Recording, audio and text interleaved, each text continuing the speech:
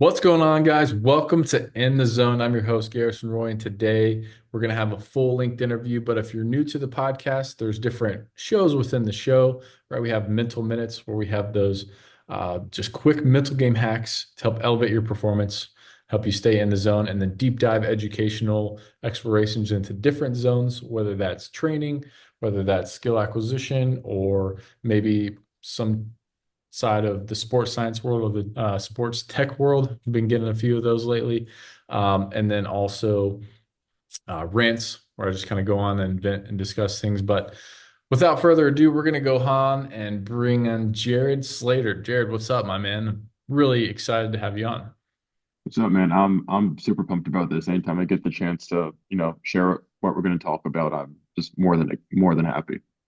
Absolutely. Well, yeah, before we kind of dive into, I guess the square one um, side of things. I want the listeners kind of get a little bit of intro of your background and how you ended up to where you are now. Yeah, so I was guess kind of my journey to coaching started in 2019 in junior college. I had Tommy John, and I ended up spending 4 years in JUCO because of that. During Hmm. COVID, California, everything was shut down, and things weren't open to train. So I had to find my own resources, and I started researching. That's when I think I really got into training and rehab. So after that, I played at a really small D2 called Missouri Western. After graduating, went to a facility in Milwaukee called BRX Performance and an internship there. After that, went down to TCU and interned for Dacent. And that was probably the best experience I think I've had at my life. Oh yeah, Most Zach's a recent, great guy. Zach is I can't say enough good things about him. He's awesome. He's awesome. So after that, I had a brief stint at Tread, where I just most recently was, and then right now I'm kind of just in between things, not really sure what I'm going to do next, but hopefully something comes up in a little bit. Something's brewing. It's stirring it up. We know what's going on behind the scenes. But yeah, dude, that's awesome. So now, like, I guess as you've had that full on experience, I mean, going from your previous training and kind of running into that roadblock to then, BRX to TCU, that's like two totally different kind of demographics, really the ways of coaching there, to be honest, too. Um, Wish I've had Zach on, but I've had a few guys from BRX or former BRX guys, Carter Hone, one of them being one of the guys that I kind of still talk to. But talk to me a little bit on when you were going in and listening to, Dacent talk, what things did that change your perspective of some coaching, maybe? Just kind of seeing how he goes about doing things versus what you Yeah, is training. yeah. I think there were two really big takeaways I took from Zach. The first one being that you can't ever judge anyone's program because you never know, what their constraints are, the time of year, what their equipment's looking like, the goal of the program. Like, everyone makes fun of saying, oh, 4 sets of 10. What if, that's what they need? So the biggest one I think is really just to like look at everyone and say, hey, you know what? Maybe this program's worked for this guy, maybe it's not, but hey, it's their program. And the second thing when it pertains to coaching, um, it's like a two-parter. So the first part is that coaching needs to be your cueing and how you speak to athletes is everything. It's all about Absolutely. building it's all about building communication and building relationships. That was the one thing that Zach harped on all of us is you have to build relationships. He said, you guys aren't training athletes, you're training human beings. We're Mm, training other humans. And so humans have to interact with other humans. And so I believe it was the first week, you had to know everyone's name. And yeah, then we I we love would get that. quizzed on it. He would like call us out, like, who's this name? Who's this guy? So it's on the coaching side, I think it's really building relationships and learn how to communicate with your athletes. And more so than just, hey man, you come in, here's your lift. I'm gonna blow the whistle, a bunch of times and I'm gonna tell you when to start. It's so much Yeah, more give than you that. marching orders versus actually being Yeah, a human yeah, being. exactly. Like treat them like humans. Like, we all had strength coaches that just barked and screamed and it just wasn't fun. But yeah, I can't say enough good things about Zach. And the other side of it is more on the programming side that I learned from him is that everything that everyone's doing has already been done. So That's true. no one's really coming up like people who are selling the oh, this is the way, this is the new way. If you're not doing this, you're falling behind. It's like everyone's done everything. No one's coming up with anything new. If you are coming up with something new, you just don't realize that someone's done it before you. You just haven't done enough research into it. Hmm. So that really gave me perspective, especially still being a young strength coach, as you know what, maybe I don't know what I'm talking about. Maybe I have no idea what I'm doing because if we're all doing the same stuff just in different ways. And so I really think that's something that's lost nowadays too with a lot of people. They think everyone's looking for the quick fix or they're looking for the, oh, what's the new big and best thing in, baseball and basketball and football and, bodybuilding. But it just goes back to what Zach said. It's the basics done really, really well, really consistently. And if Absolutely. you can do that and you can coach it really well, you're going to be, in the top probably 10% of coaches in the world. And he just made it so simple. And he took this huge, I think what I'm getting at is he took this huge genre, this huge occupation of strength and conditioning, where you have anatomy and physiology, you have neurology, you have, you know, biomechanics, you have, tactics, you have all this stuff. And he just made it so, so simple, digestible that I walked out of there looking back on, man, if I if I had known this coming into this, then I would have been even more, distraught at how little I knew. So it was Yeah. I mean, I still know nothing, but he just did such a good job of like condensing everything. No, yeah, it's totally true. I'm with you on that. It's that Dunning-Kruger effect where you're like, oh, hey, I know a whole lot, and now, I know absolutely nothing. And the Yeah, if you more get to the longer Zach you're in calls it, it, yeah, I think Zach calls it the peak of Mount Stupid. peak of When Mount. he's Yeah, no, it's fair. when you get to the top. Oh man. Well, yeah, I mean, no, I love that because you're learning how to communicate. Because if you can't communicate, then you can't get what you want out of the athletes, or really even just forming the relationship in general, right? Like me and you being kind of more in the private sector now, if you don't have that relationship, good luck trying to keep those athletes, right? Like Yeah, I mean, just going to go on to the especially next best thing and find that magic pill on Instagram that they're going to go chase after. especially in the private sector where rarely, if ever, do you get to see them in person. You're talking to Mhm. them on the phone, you're FaceTiming, and especially too, a lot of times you're dealing with parents. And, Yeah.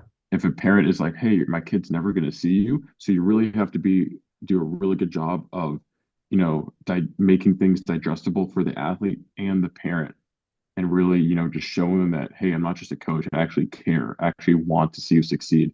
I'm not just, looking at you as, my bank account keeps going up. I Mhm. actually want to be there and want to see you succeed. Yeah. No, absolutely. And that's really the whole premise of it, right? Is like as a coach, you're not trying to buff up your own ego or say like, hey, this is the way, this is the, X way to try to do things. It's more of just like, hey, I'm here to help you and give you the tools that you need to succeed in whatever facet that might be. Exactly. We're almost, in a sense, life coaches because a lot of times athletes will come to us with issues that have nothing to do with their sport. Hmm. You might have a guy come and say, hey, man, my girlfriend dumped me today. You're like, oh, man, now I got to be like almost like a therapist for this kid. Or it could be, hey, Hmm. man, I'm having issues in school. I don't get this math project. I don't get this science project. We're almost there to deal with things that they don't feel comfortable telling their parents, telling their friends about because they trust us. And so it's our job to just to, almost like I said, almost be their life coach. Yes, we're trying to help you get better at your sport, but we're also trying to help you be a better human, you know. And if we can Absolutely. do both of those things, then fantastic. Oh yeah, for sure. That kind of reminded me of as you were saying that, right? Like girlfriends breaking up, things like that, right? Like stress is stress, regardless of whatever it is. And one story that I actually even, you know, I'm hesitant to send out blast text messages to every athlete that I have now because they're like, he had a mother who passed away early on, and I sent out a blast like, "Hey, tell your mother Happy Mother's Day," or whatever. And he was like, "Oh, hey, yeah, sorry, my mom passed like a couple months ago." I was like, "Oh, dude, I'm so sorry. I didn't mean to bring that up, but we got to know each other a whole lot better through that, and had a little bit different of depth of a just relationship because I was like, hey, all right, yeah." if I'm really gonna do what I say I'm gonna do and not just give template messages all the freaking time, right? Like, I have to be a human and interact to them person to person and do it that way versus you see all these, social media automated messages and everybody knows they're automated and they're just like, all right, yeah, where's the personalization in that? You know? Yeah, it's the same thing. You see all these guys posting their like, athletes posting, whenever they leave a team, or they're posting their like, apologizing for something. It's like, dude, you just went on, Chat GPT and typed an apology, or typed in, Yeah. hey, give me a letter for a place I used to love to be, but I'm not there anymore. It's like there's no like, it's not personable. Like you can tell when you read it. There's no like actual interaction going on. It's like, oh, here we Mhm. go. I got to send this, send. Like it's, I don't know. It's kind of lame. It's very lame, it's too methodical, too you want to say it's like uber personalized. You can't get too personalized, I don't think. But if you're trying to, fit everybody in certain boxes, then you're kind of missing the whole picture with certain things. And I think we've all fallen into that trap, especially early on in coaching, where we get a new type of tool or a new, like learn FRC or whatever. Like, oh, hey, everybody's got to do this, or everybody's got to do X thing. It's like, oh, well, maybe not necessarily true. Sometimes you just need the basics, do them savagely well, like you said, and kind of go from there. Yeah, it's like I think it's called the shiny new toy effect, where, Mm-hmm. hey, Counting look at this thing, like we're all kids, oh, look at this new bike we just got. You ride it for 2 weeks and you're on to the next one. It's like, well, Mhm. great. Like now we just wasted time doing this. Yeah, yeah. On you can't have a high level of discipline if you just kind of jump from program to program or shiny new object to shiny new object, right? So, Yeah, I mean, how many times have you heard an athlete say, "Yeah, I found this new thing on Instagram, or I found this new thing on Twitter or on YouTube, and I've been doing it, and it feels really good." And they've been doing it for like a week, and then 3 weeks later, you're like, "Hey, man, so nothing? Oh, no, it stopped working." It's like, well, yeah, dude, did you you stop got doing it? you stopped doing it, or you did a new stimulus for a week with not enough time to adapt to it. So obviously, something's going to happen. No, it's very true. Um, so I guess kind of diving a little bit deeper into some of the tools that you have, right? Like what are the things that you were talking about with Square One? What are some things that you've kind of had the biggest takeaways from? And I guess just kind of unpack that whole thing because there's a lot of stuff in there that we could probably unpack. Yeah, I think the best way to start would just be to like define it and kind of give people like an idea of, what it really is.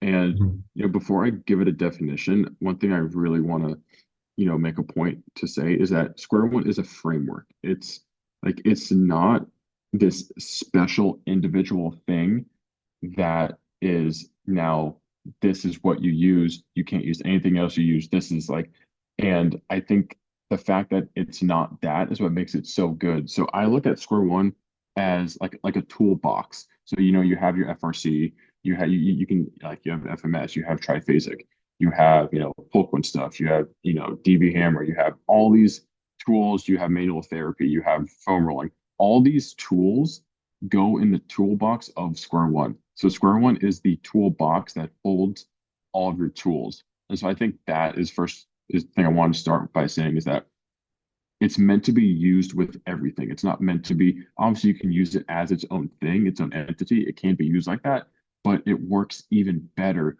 with everything else because it just supports that and makes it better. So that was the first part. And then I guess to define Square One, I would define it as it's a framework that improves sensory information to the brain. So what Square One is doing is it's just taking inputs. So any of your five senses can be an input to the brain.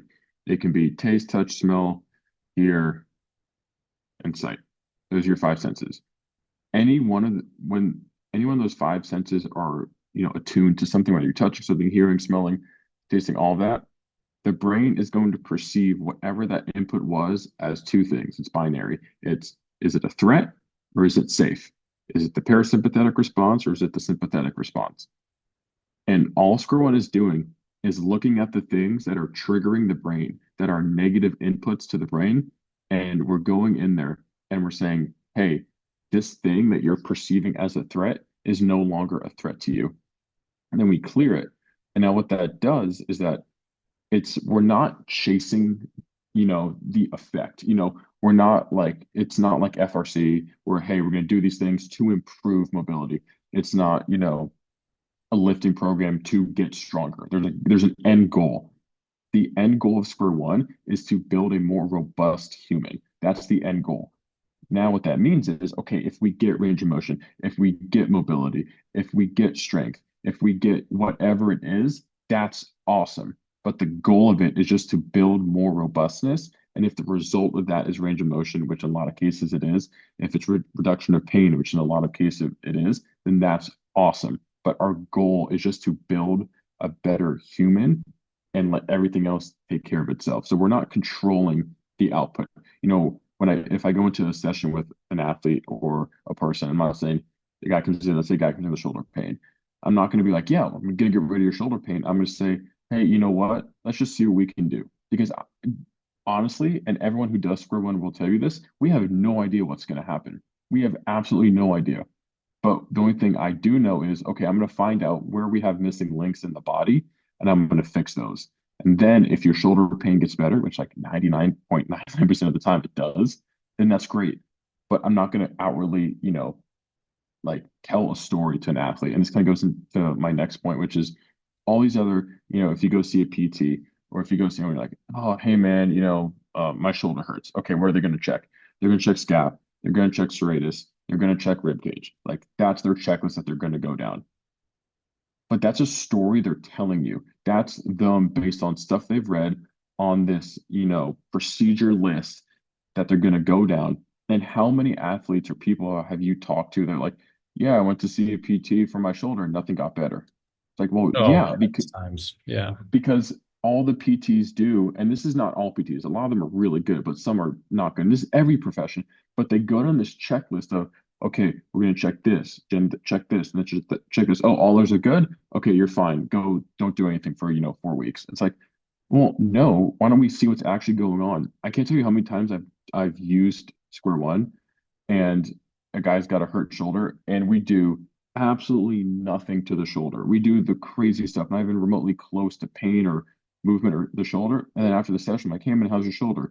They move it around. They're like, what's going on? We didn't do anything with that. It's like, yeah, because your body's like it's got missing gaps, and we're just filling in those gaps. It's like going to it's oh my knee hurts. Let's check hip and ankle.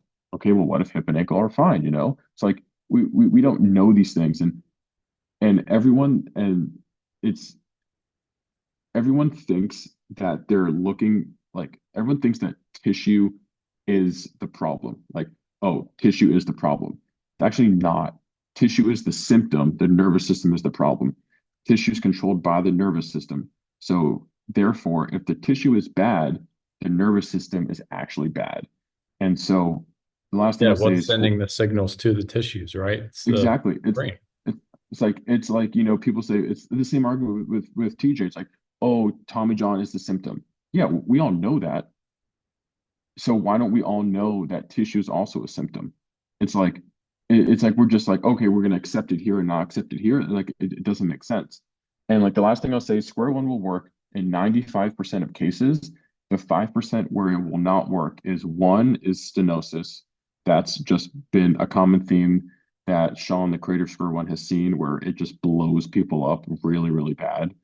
And the other times it won't work is if there's an actual structural issue.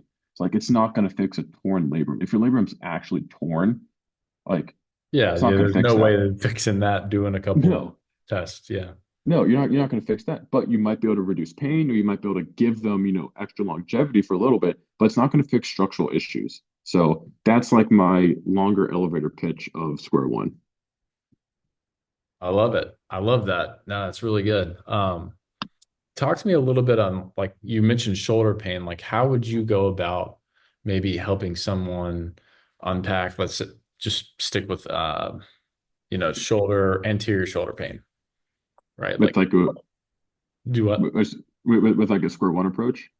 Yeah, yeah. Like, what would be the first thing that you would kind of like start with, or like, how would you unlayer those certain things with his shoulder?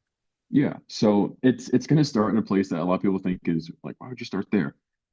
So if if we know that the brain perceives things as threats, as something as a threat, something as safe, I'm gonna first go over, okay, what do we all do as humans every single day? We all get up, we all walk, we brush our teeth, hopefully. We shower, we get in the car, we open a door. It's like, what if those things are messing us up? What if our body is perceiving the act of getting out of bed as a threat? What if opening a door is a threat to our body? Like no one's thinking of these things because it's just, oh, we just do it every day. It's like just because something looks good doesn't mean it's actually good. So what I start with is so I usually start with clearing breathing. So having the person breathe, through their mouth. I'll put my hands on their ribs, have them breathe. Then after that, what I'll go to is I love doing eye tracking because if you can't, your eyes are like for the population that can see, constantly processing things with our eyes, and I'll just do finger tracking, and I'll think of every variation I can think of. So I'll have them go one way, make sure that's good. Go the other way, diagonal, one eye closed. I have them look left, do the same thing. Look right, look all the way up, have one eye closed. Stand on one leg, do all that because in my mind, we need to be able to perceive information through our eyes first. Then we can go and get more specific. So I do breathing, and then I do eyes, and then after that, I'll like kind of check out where they're at. Be like, hey, move around a little bit, let me know where you're at. And then if they're, let's say doesn't feel better, okay, then I'll usually move on to more, then I'll get more like specific with them. So I always start very general. I'll then go specific. So, I'll go with, some lifting patterns, or I'll go with, certain walking patterns. Um, I'll go with like putting them in different head positions, and then I'll kind of go into the general stuff. So I'll go into, I got a door next to me. Hey, open the door. Hey, jump on one leg, open the door, take one step in, open the door, take two steps in, twist it one way, twist it the other way, and all these little things can impact the body. And that's what I mean is that we don't know what's going to happen. We're just clearing up information. So that's kind of my approach is I go after breathing, then I go after eye tracking, then I get kind of specific with, lifting or throwing or whatever, sport they play, get specific with that. And then I'll kind of go through the daily stuff. So that's kind of my process. And it's the same, my process is the same for everything.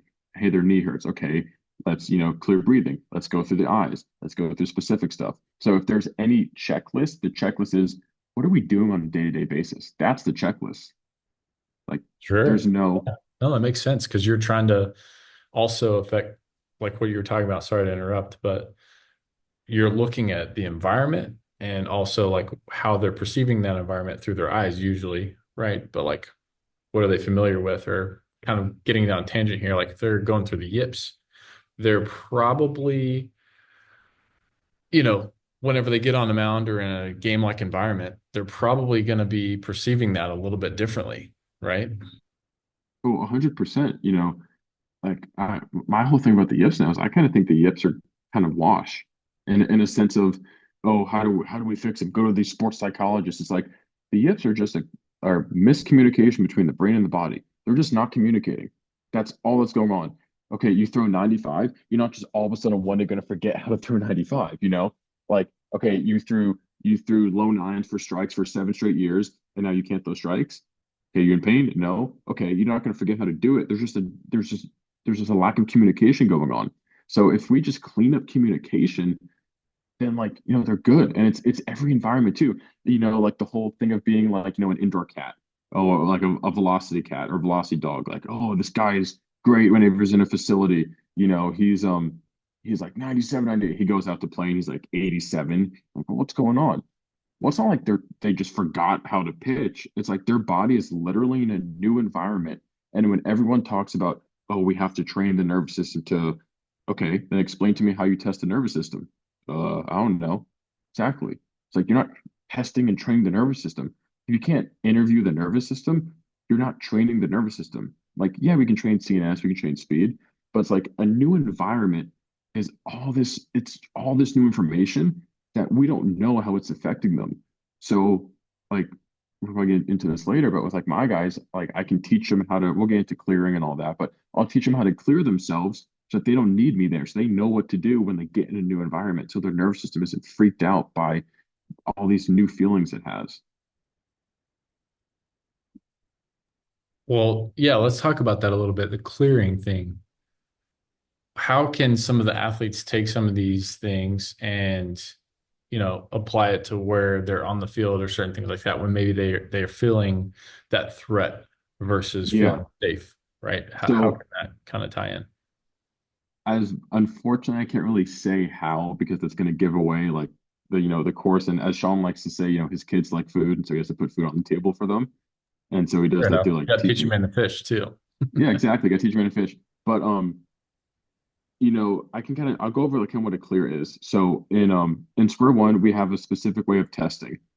And this specific way of testing, we're able to test the nervous system almost like test its reaction. See, because if a signal is sent fast, things are going to be on right away. If a signal is sent, slowly, it's going to take some time. We know that's threatened.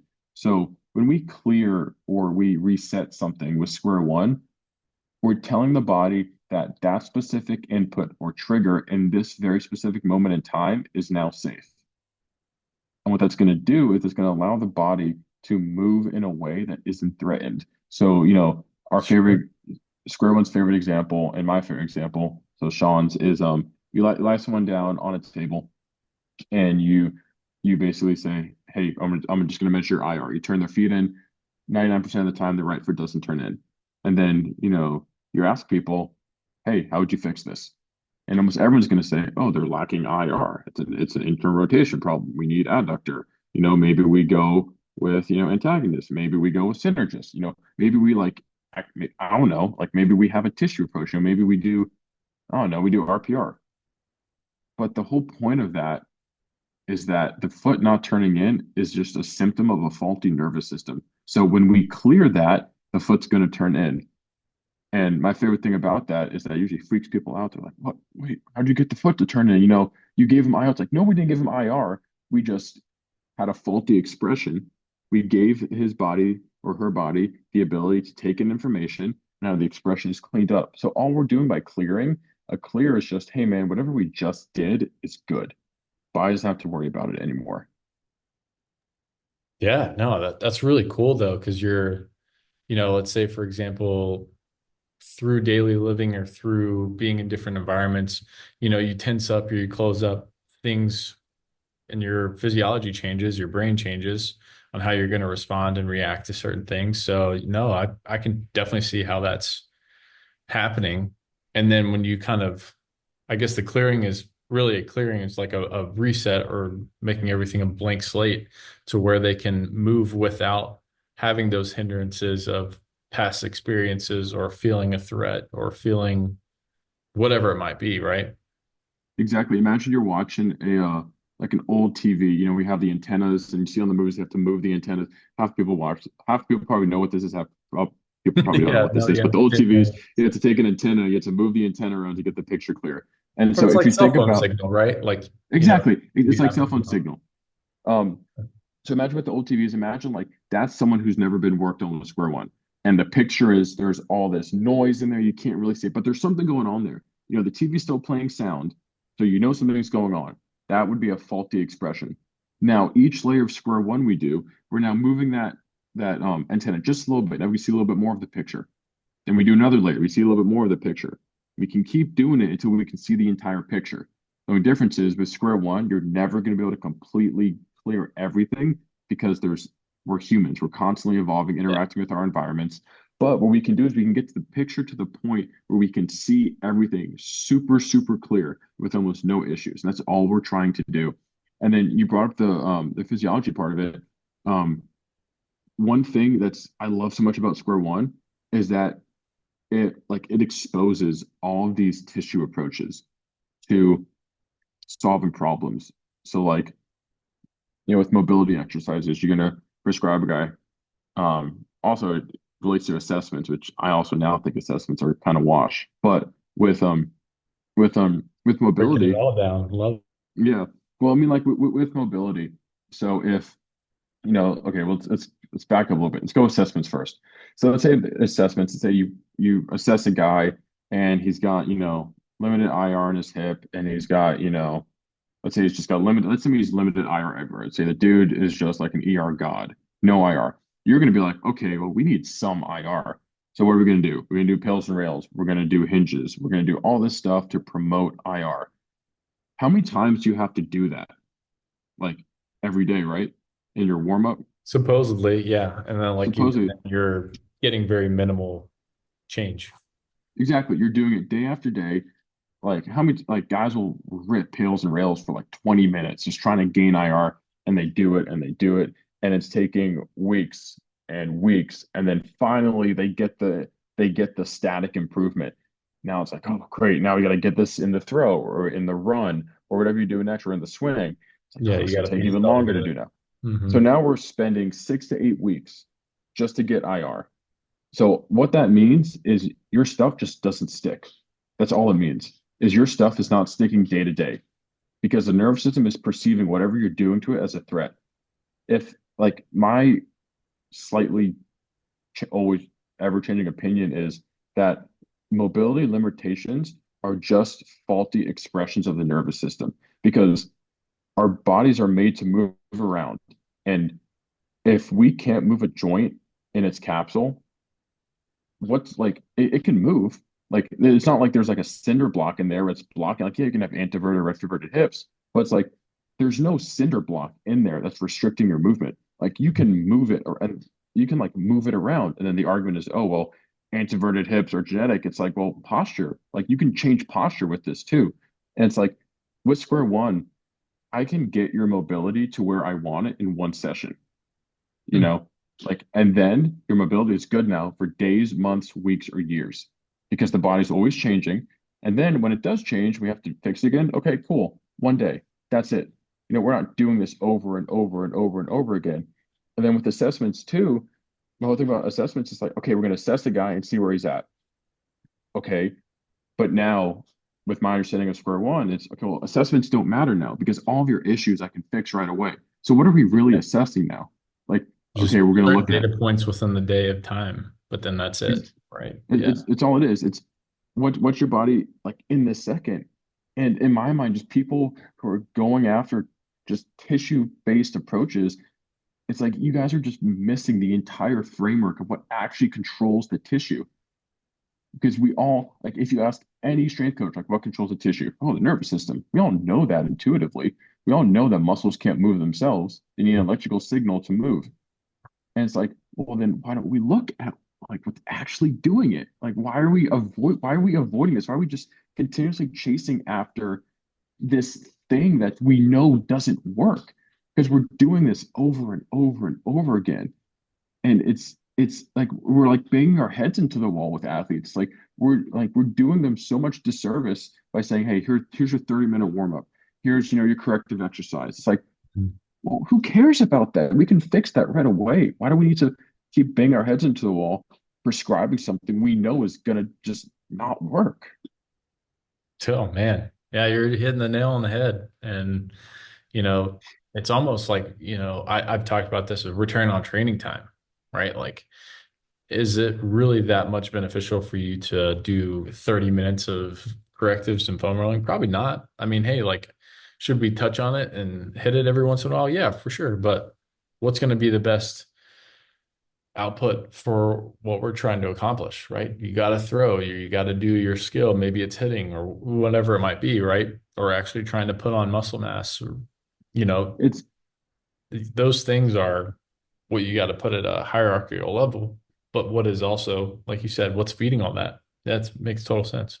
we all have so especially like if we're gonna talk about pitchers specifically, your training economy, not just what you do in the weight room, but your time to train, I'd argue is the most limited out of any single sport because you can only throw unless you're, taking so many steroids, you kill a horse. You can only throw one time a day. You get one time a day to throw. You get one time to lift, unless you're redshirting, and then you can go crazy. But it's like what we have. You have so little time and you also have 24 hours in the day. You're going to sleep for hopefully 8 of those hours. So then now it leaves you with 60 more hours of your day. You're Yep. not going to train for 16 hours. You're going to live a life. So you're probably realistically only going to train three, like if you're serious, 3 to 4 hours. And that's even pushing it. So now out of those 3 to 4 hours, we can take out like an hour and a half for your lift. We can take out 30-ish or so minutes of throwing. So now those 2 or 3 hours, we've now, or 3 to 4 hours, we've now used 2 hours. It doesn't account for now, okay, what do we do with the rest of the time? You're warming up for an hour. What are we doing? Why don't we spend that hour doing, this we go to a whole other thing. Like I don't know if I believe in like throwing drills anymore, but it's like, what if we could spend that next hour like doing throwing stuff? What if we could do that next hour doing, we could spend more time in the weight room now. We can actually do things that are benefiting us instead of wasting time going in the field, emptying our bag, and we've got all these tools and gadgets to make our bodies try and feel good. Because it's like we're just saving time, and that's what's so good about this is we're just saving athletes time. And like I said at the beginning, you can do this with your soft tissue stuff. Like you can foam roll and clear it. You can do whatever you want to do and clear it because it's actually going to make it stick. You can do FRC with this. It's going to stick, but we're just saving ourselves so much time that's our most valuable asset is time. And not only that, we're also buying more time for our athletes because now if we deem a mobility limitation as the lowest hanging fruit for an athlete, we can now fix that. And now we can work. We've now bought this athlete 4 to 6 weeks of time to now work on something else. But if it's pitch design now, okay, now we can, which by the way, you can also speed up pitch design, but it's like now we bought more time for something else that is actually going to benefit them in play. I've never heard anyone say, oh, I didn't play well because, my hip IR was off by 15 degrees. It's like, no, man, I didn't pitch well because my fastball sucked or my slider, I was hanging it. It's like, that's why you sucked. It's like now we can spend time and it's going to make you better in game. Mhm. We're not just, spending. I'd be willing to bet athletes probably spend more time on warm-ups and correctives or corrective exercise than actually their skill. Yeah, it's in some of essence, unless they're just completely, untrained. And that's probably where some of the guys that, you always envied as a player, you're like, oh, this guy just shows up and plays and does really well. Cool. He probably has a level of DGAF that, Yeah, just gets it he, done, yeah, well, square one can't quantify dog. So if you got the dog and you got the dog, but like that, like, it's just able, like as coaches, we're always trying to find ways to make our athletes better. And if we can, and if you ask any coach, I'd be willing to bet if they actually thought about it, their answer would be, well, more time. Give me more time with my athlete. And Just, that's what we're doing. We're yeah. buying, we're literally buying weeks and months of time with athletes to actually do stuff that's important. And so, it just blows my mind when people dismiss this or, they think it's a gimmick because it's like you can ask anyone who's ever been worked on by someone who knows square one or anyone who practices square one, and they're going to tell you like, all right, man, you can think it's a joke all you want, but I'm getting these results day after day. Like Sean's favorite thing is when he talks to PTs, he's like, okay, what's your best success story this week? I don't know. Okay, well, I fixed 4 guys who have had back pain for 7 years this week. It's like it's like it just works and it works. It's almost too good at what it does. It in a Sure. Yeah. to its It fault. does. I mean, I'm gonna be honest with you. It does sound too good to be true, but obviously once you get a taste of it, you're like, okay, all right, this is Yeah. legit. And so and that's but I think what separates things that are like too good to be true from like like Ponzi schemes or all this other stuff is the best part about the square one, it's not replacing anything. Hmm. It's not replacing your systems. It's not replacing what you already do. It just gives you the ability to communicate with the nervous system and say, hey, are we actually doing this? Like is like, okay, we're good. Sweet. That's Yeah. it. I think Super, super quick. a good analogy that I'm kind of getting just from hearing you talk about it more is almost like the filter system, right? Like maybe it's catching a few things, or it's kind of a weird one, but a dryer, right? Like you have the little lint thing that you pull out every time. If you don't pull it out, then it's not going to be pulling out as much of the lint, right? You got to clear that filter every once in a while to get that to where you're actually producing what you want to produce, whether in this case Exactly. be performance or Ex higher power output or higher velocity, whatever it is, I, th right? I think you said it best. It's a filter. It allows me to filter in, hey, I want to do this. Okay, let's check it. Sure. Right? Is it good? Because sometimes like you have no idea. Like you could have someone, you know, you could have someone do a backflip. You're like, oh, their nervous system definitely doesn't like that. You test them and they're good. You're like, oh, that's weird. And you have them sit down in a chair and they break. And it's like, well, think about that. It's like we don't know. And then one thing I've noticed too is a lot of athletes who have a skill they can do at a very high level that involves moving the body very fast, whether it be sprinting or throwing hard or jumping really high. They tend to actually have better nervous systems than other athletes and more resilient nervous systems as there's not a lot of neurological compensation going on. Like I think a good way to explain square one two, going back to where we started is, you know, physical compensations are great because that's how elite athletes do elite things. Yeah. But neurological compensations are always, always, always bad Hmm. because there's one route for the nervous system. There's one highway. There's no side streets. There's one highway. And if the highway gets stuck and gets cluttered, now we have issues. Now we have faulty expressions. Now, if we can clear those faulty expressions, you're good.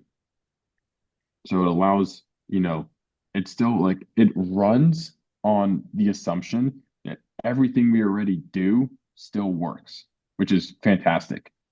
It's not running on, oh, you have to study 5 years of neurology and then you have to get a PhD and then you have to do all these speaking engagements. It's like, no, it works on it. Square one literally works on the fact that the kinetic chain is real and up and down are opposites. Wow. And Yeah. and and up and down are opposites. A 5-year-old knows that. The kinetic chain is like the first thing you learn.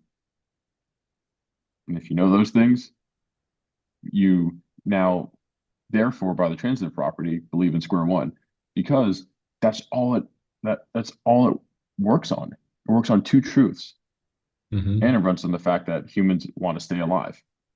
Well, that's true. It's the survival over performance sometimes, right? And so that's why it's probably going towards that, threat because it wants to survive. So it's like, hey, we're gonna go back and kind of protect itself. And I've said that, intuitively, I guess, through a lot of my athletes. I'm like, hey, like your body's trying to protect itself here. It's not going to try to throw 95 and break. It's going to dial it back and deregulate because it's trying not to injure itself. Right. But, I mean, it just makes so much sense if you start with the nervous system, you clean all that out, right? Where, I mean, let's be honest, what's the first thing that forms when they're in the womb for a baby? It's the brain, right? It's the Like it's the it's it's the the start of like it everything, right? Like that's what's gonna send signals to your entire body to do everything else, regardless if it's just musculoskeletal, right? Like it could be lymphatic, it could be, anything, right? And I could see this expanding, obviously. It's more than just for baseball pitchers. Like this could help general population people with normal daily life problems. like Sean, for example. So Sean's story is he developed this. He was an MAT guy who his story of how he figured out square one is incredible. But he works with Gen Pop. Like his personal clientele are older folks in pain. Like, Mhm. you know, people who have back issues, hip replacements, knee replacements, and it works fantastic with them. This is like square one is not just for athletes, it's for everyone. It's a human, framework. It's like it's the most basic form of movement. And it's like it's when people talk about, oh, I'm a movement specialist, I'm a movement expert. Like, really? It's like, tell me how you're an expert. Oh, where I figured out how the body moves. Okay, what controls the body? The nervous system. Okay, how do you attack that? Oh, we spend extra time concentrating on the movement. It's like, what? It's like, Cool. Yeah. Willpower cool. definitely fixes Yeah. it. Yeah. It's like, and Uh, so it's this is the framework for human movement and human, like, just being a human. Like, there are some crazy stories.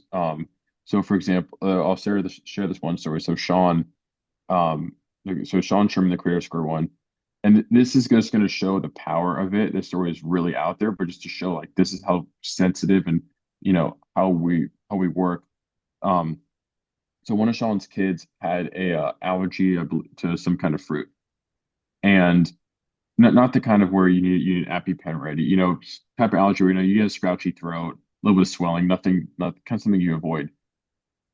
Sean fixed this allergy with Square One, where the amount of berries his child can eat is infinite now. There's no scratchy throat, there's no swelling, just by telling the body that this is not a threat. hmm, So Square One is not, and I know I probably sound like I'm talking out of, what, and I'm crazy, but, if you think that, that's great. But it's like, there are things that, I challenge everyone who thinks I'm crazy and thinks I don't know what I'm doing. Just find someone who knows Square One, go to them and just try it out. Or if you want to learn more, like take the course. It's like, at the end of the day, like, you're gonna learn something. You're gonna learn something you either hate or learn something you like. We're just gonna know more and have more information available to you. And the best part about that is there are so many people who then do that and they go to the course and they're like, dude, what did I just learn? This takes away everything. And that's the best part about it, is that it's not going after anyone. It just is. wow. No, yeah, that's awesome. But I can see kind of what you were talking about before when we came on, how that could kind of challenge some people's frameworks on how, maybe they just molded their entire business around like what you're talking about, like having crazy amount of mobility assessments and all that stuff. So then they can't charge as much as they would like if they decide to flip the script and go the easier, more efficient route through starting at Ex- square one, starting with the neurological system, right? And then rolling it off from there. exactly. The people I've seen, you know, shy away or talk down about Square One are the people who are just in it for the money. Because if Mhm. you actually want to make change, here's something to make change instantly. Yeah. And now it's like, okay, great. Now we can actually get to work. And so that's what's great is it separates, Square really separates the people, hey, who's in it for the money versus who's actually in it to help these athletes. And it gives you not only a neurological filter, but like a people filter as well. We can Mhm. now see, oh, I gave you this tool and now you don't want to use it because, you now realize you can't, you know, oh, I got to run all these assessments on you and I got to figure out how your body works. So it's like, hey, cool, I can fix that in 30 minutes. Good, assessment's done. Don't have hip IR? Here's hip IR. You need shoulder abduction? Here you go. We're done. Now we can actually get to work on what we actually need to do. Yeah. Well, and I guess one question I have for you is if, let's say they do open up all that IR, right? Some of the things, especially like after guys would go dry needle and stuff like that, I would be very hesitant to try to just introduce them to 100% of the load right away. In terms of like throwing it 100%. Would you say that square one kind of bypasses that a little bit, or would you still kind of give them a little bit of precaution to start out if they opened up a crazy amount of range and then kind of progress back to that 100%?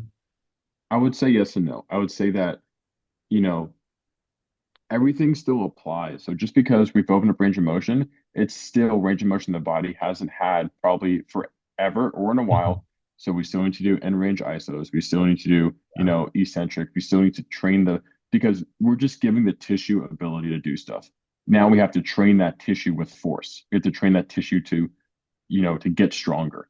So, you know, yes, we still need to be patient, but also if we check with the nervous system first, it's gonna tell us. We're just asking permission. So for a guy who's, let's say, he's gained all this, IR, and now he wants to go throw, you know, he can still throw at 100%. But what I would do if it was my athlete is I would then check each throw he makes and make sure he's still good. And then Mhm. what we've noticed too is that up to like 85-ish%, give or take 5%, when you clear, like let's say you clear a low intent throw, let's say a guy literally throws at like 10%, you are usually good until he reaches that 85%-ish threshold. Then his nervous system starts to get triggered again. So, you could Yeah, totally have him I've go. actually, that's a good point. I've seen a lot of guys kind of work up to that percentage and then they either have pain or, a faulty movement pattern kind of comes back up or, you know, a twinge or, something like that once they get above 85%. Yeah, that, I, that th tracks. I think it's not just a square one thing, like you just said. I think it's just in general. Like you see form usually break down in the weight room Yeah. around that. You see like things start to like kind of go back. So that like once they get there, then you might have to start like clearing stuff again to make sure stuff's Mhm. good. Okay. But you can totally open stuff up and say, hey man, go at it, just don't go 100%. Or we can go at it 100%, but just check along the way. Like we're Systematically, progressively reach that 100%. Yeah. Okay. exactly, yeah, but I don't want people to think too that just because I use screw one, I have this range, like dude, that tissue hasn't been stressed like this in 12 Mhm. years. Yeah. We're not gonna we're not gonna go pull down now, we're not gonna maximally jump, we're not gonna max squat right now, we're gonna, give that tissue time to adapt. But with square one, and another thing I want to get into is you can use square one for more than just mobility. We've been talking a lot about mobility but you can use square one for strength. And so how I like to describe it is, imagine you give someone 4 sets of 8. Let's just say it's bench. Let's say you give someone 4 sets of 8. So we've got 32 reps of stimulus and adaptation. Now let's say we don't use square one, and let's say we use square one, but we just test them. We don't fix anything. We just test. Out of those 32 reps, maybe 10 or so are going to be safe. So we've now got 10 good reps where the nervous system accepts it. We have 22 triggering negative inputs. Yes, the body's still going to adapt. Yes, tissue's still going to be torn. Yes, sliding filament theory still exists. We're still going to damage tissue. But when the body recovers from that, it's neurologically, and this is where it gets confusing, it's neurologically only going to recover from 10 of those reps. Those 22 reps, it saw as a threat. So it has no reason to, yes, it's going to repair it, but it's not going to repair it neurologically, which means that it's going to take, which is why strength sometimes takes some time to gain because the body needs to adapt. But now, if we use square one with that, we can now get 32 out of 32 reps that are neurologically accepted by the body. So when the body repairs it, it's actually wanting to repair that damaged tissue for however many sets and reps you did. So now that's going to speed up the way in which we gain strength. And this is the part where a lot of people get really pissed off about it because, like, oh, they told us in school that, you need about 3 to 4 weeks of strength to see gains. It's like, well, maybe that's because we've just not been using the nervous system. We've just been attacking tissue. It's like, it's like, what if everything we're doing, we're running on the assumption that the nervous system likes it. That's what everyone does. But it's like we Mhm. can go in Yeah, there that's true. because it's like imagine you give a guy, I don't know, let's say we run triphasic and we're doing, you know, 6 seconds. Let's say we got 6 second eccentrics on the first phase of triphasic and we're now ripping eccentrics. Now let's say we've got a total time of, like 3 minutes of time under tension. What if 5 seconds or 10 seconds of that? I'm making it could be more. You could maybe accept 2.5 minutes. I don't know. But like you're not getting everything no matter what. Because I can guarantee you, your nervous system, if you've never been worked on, your nervous system is not going to accept that. So now we can actually accept and take in that information and actually repair it. It's like if you know, like your house, you have a tornado hit your house, and you got to rebuild the house. But it's like, oh, the tornado, didn't touch this part as much, so we're just going to leave it still kind of messed up but build around it. It's like that's still a faulty beam you have. Like just because the beam isn't, broken all the way, just because that hole in the wall isn't like big enough, there's still an issue there. There's still something going on. So it's like, well, let's fix everything and make sure everything's good. Now we can, what if we can get like I have stories of guys getting like stupid amount of strength, in like almost no time at all. because like we're just getting their nervous system to accept their input. Like that's it. Like we're just accepting input. We're telling the body, we're saying, hey, is this okay for the body to do? No? Okay, fix it. Okay, now we're good. And we can make gains everywhere. That's so cool. And we're really one of the first things that you learn, especially, us being exercise science nerds, right? Like when you are acting like, hey, all those first 4 to 6 weeks, they say that it's neurological gains first before you even see any like physical, mass changes or anything like that. And I'm like, well, if that's what happens first, and kind of going back to your story about the guy who had a food allergy, right? Maybe the first time they ever had a strawberry, for example, for a fruit, they got in a car wreck or, just something crazy, right? And so that body's going to always identify that one piece of fruit with that one stress or trauma that they had, you know? Exactly. It, Yeah. it Wow. I don't want to It's really cool. I don't want to sound like an injury preventionist because those people are to go to rabbit hole is crazy. But to not to kind of dip my toe in the water there, everyone that gets because we know that injuries happen, biomechanic inefficiencies can lead to injuries. This is a fact. But what if the days that these athletes get hurt, I would like to see, hey, did they do anything that morning? Did they stub their toe? Did they burn themselves on the stove? Did they put one sock on a different way than they usually do? Like, did they do something that their nervous system didn't really like that caused this biomechanical change? Because we've all seen, like, there's a video last year or 2 years ago when Christian McCaffrey was on when he was like just into the Niners and he gets hit out of bounds. You see his knee completely hyperextend. He's like totally fine. And it's like, okay, so like, why did he get hurt? It's like, well, maybe his nervous system, because maybe his routine was fine. But then, like, what if let's say he does that again and now it, tears an ACL? It's like, Mm. what if something happened before that threw off his nervous system that now resulted in these faulty expressions? Hmm. So that's my like dipping my toe in the water of GOTA injury prevention. But it's like, but what if some of the things that are going on we can actually, address beforehand? What if we can actually make biomechanical efficiency as close as we can to 100% just by addressing the nervous system? Sure. Yeah. Kind of hitting the reset button while everything was just kind of getting out of whack, then bringing it back in. No, I love Exactly. it.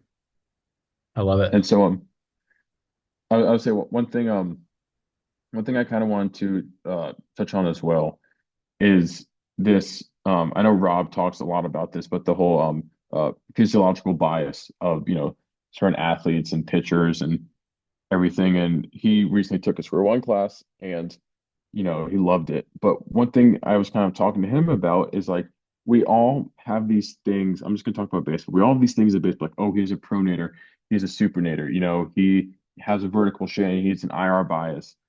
You know, when you're able to address the nervous system, look at the body, those biases or these preferences, like motor preferences, kind of get thrown out the window because it's like, okay, well, if a guy's a pronator, what does that mean? Okay, he's got more of a bias, he's got more range of motion pronation than he does supination.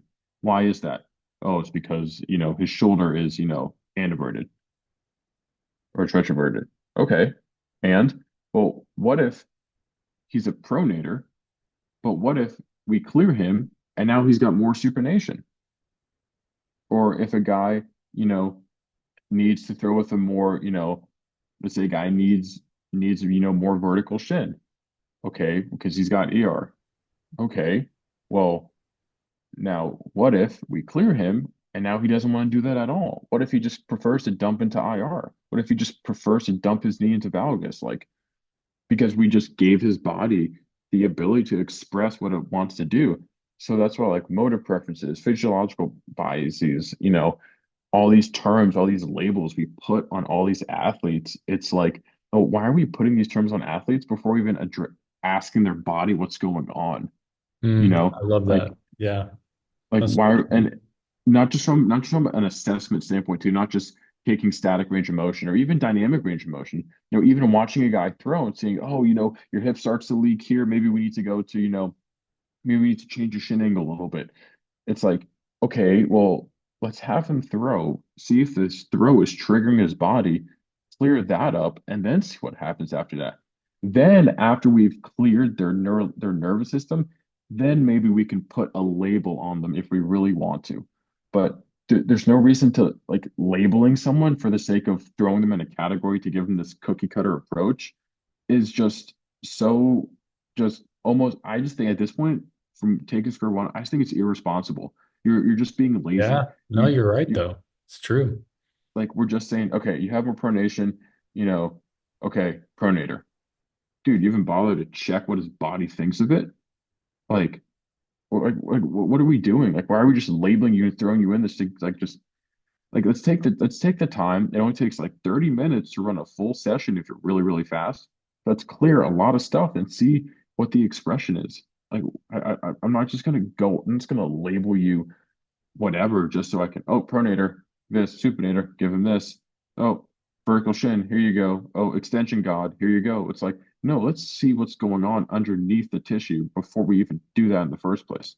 Because what if I give you that, that extension program, or I give you that supination program, and it's just blowing up your nervous system. Your eyes, let's say you're good to go. Like I can see it, it looks fine. But what if underneath the surface, it's just blowing you up? And we just don't bother to check it. I know I'm very, very passionate about this because just the things that I've seen with this are I just love it. so Yeah. they're just so unbelievable. And I'm someone who, I'm always open to things. I'm always open to learn and be disproven. And I've done some really deep dives into some like I went to the go to rabbit hole. I went into all these rabbit holes to try and figure out something. And this is the one thing that just time and time again produces consistent, reliable results and is just better than anything out there right now. Now, if there's something like Sean says this too, now if there's something out there that's better than square one, as Sean says, I'll put down my sword and I'll join that army. But for right now, like I don't think there's anything out there that's beating this. I just don't think there is because of what you can do with it. Sure. Well, and you're going to the root cause, like what we were talking about before, like where everything starts, the nervous system, and how everything kind of is being processed or filtered and going from there. One thing I want you to kind of touch on, I think you sent me this, and I'll put this in the show notes for you guys. You were testing a guy's overhead squat, and Hmm. then you said that an element packet actually helped improve his range. And I'm curious to hear kind of your take on that. You don't have to maybe unpack the whole thing, but I kind of Yeah. see where you're going with that. But I want you to kind of tell the listeners about it. Yeah, so I had this at the last score one session, and after they teach, we get some like they get what Sean calls playtime, just experiment, learn the things you just did, kind of get good at running through the system. And so with this one guy, I always I love overhead squat as like a buy-in for square one because everyone sucks at it. No one's good at it. We've all tried Sure. to It's a do it catch-all better for at a one lot of stuff point. too. Yeah. Yeah, it's just everyone's bad at it. It's like, oh, this is because you can make improvements on that. People are like, what?